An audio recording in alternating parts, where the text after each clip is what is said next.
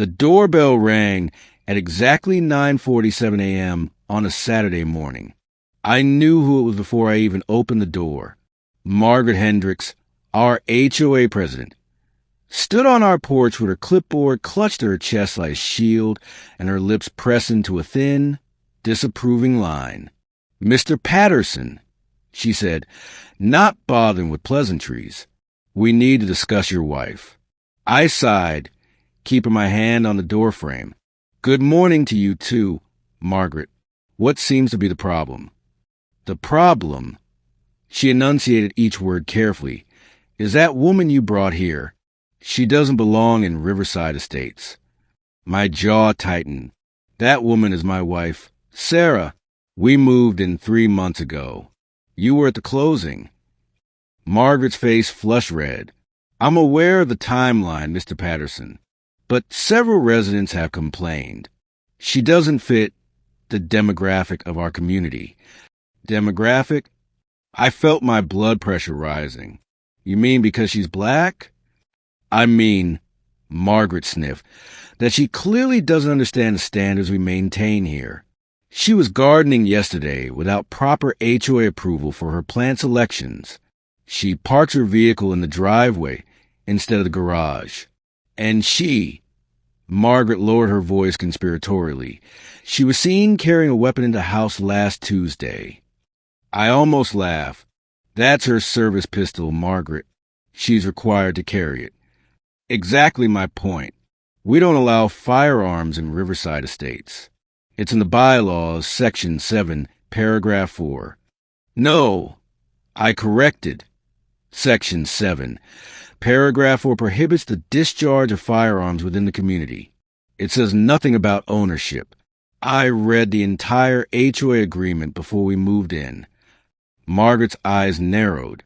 "Well, I'm calling an emergency board meeting to address this situation. She needs to go, or you both do."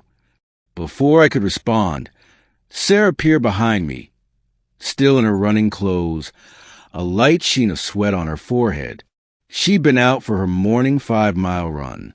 "Is there a problem?" she asked calmly, placing a gentle hand on my shoulder. Margaret looked Sarah up and down with obvious disdain. "Yes, there most certainly is. You are the problem, Mrs. Patterson." Sarah's expression didn't change, but I felt her grip on my shoulder tighten slightly. "I see. And what exactly have I done wrong?" "It's not what you've done. It's what you are," Margaret said, apparently abandoning any pretense of subtlety. "You don't belong here.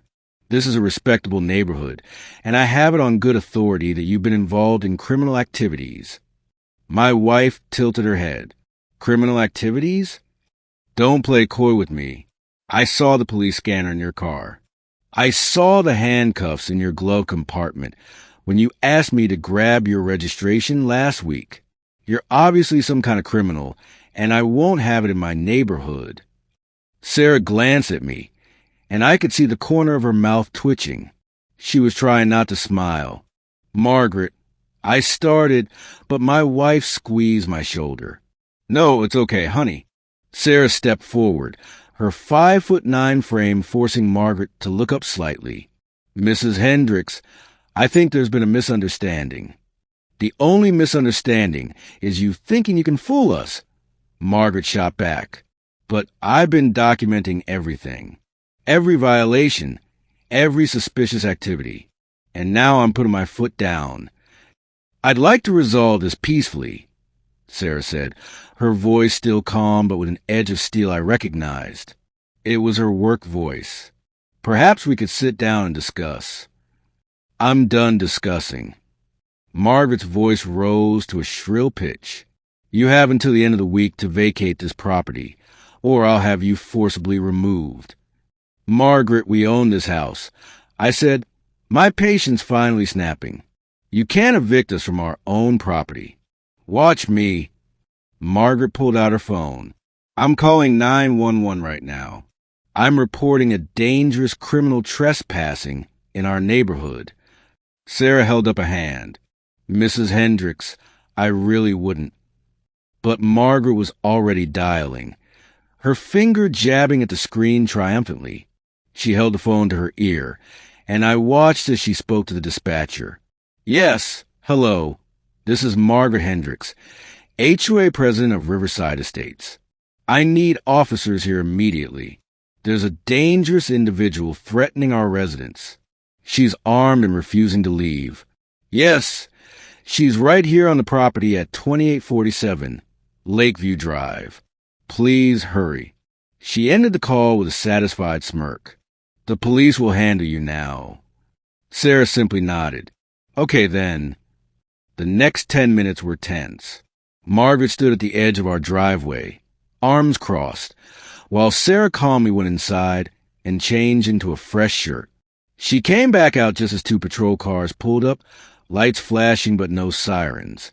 4 officers stepped out, and I noticed them all pause when they saw Sarah standing on our porch.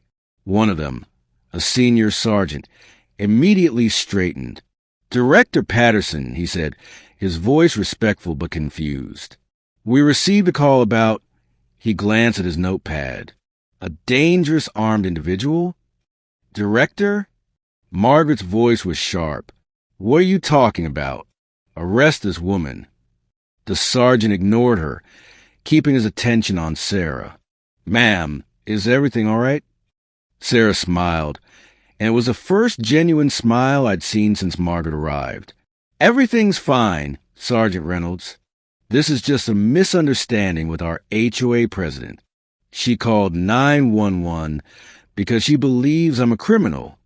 A criminal? Another officer, younger and clearly suppressing a grin, spoke up. Ma'am, with all due respect, Director Patterson is literally the director of the state police, Sergeant Reynolds finished. She oversees every law enforcement agency in the state, including us. The color drained from Margaret's face. What? Sarah pulled out her credentials. The gold badge catching the morning sunlight. Sarah Patterson, Director of State Police. I've held this position for 3 years. But, Margaret sputtered. You can't be. You're too young. You're black. Sarah finished calmly. Yes, I am. I'm also a graduate of the State Police Academy, holder of a master's degree in criminal justice, and the highest-ranking law enforcement official in the state. I've served for 18 years. Margaret's clipboard clattered to the ground. Sergeant Reynolds cleared his throat. Mrs. Hendricks, you should know that making a false 911 call is a misdemeanor offense. You told dispatch there was a dangerous, armed individual threatening residents. I thought. Margaret's voice was barely a whisper.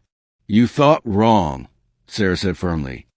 Now, I'm going to give you 2 choices, Mrs. Hendricks. 1, you can apologize for your discriminatory behavior, resign from the HOA board, and we can move forward as neighbors who stay out of each other's way. Or 2, I can file a formal complaint with the State Attorney General's office regarding your discriminatory housing practices, and we can let the courts sort out. I apologize, Margaret stammered, tears now streaming down her face. I'm so sorry. I was wrong.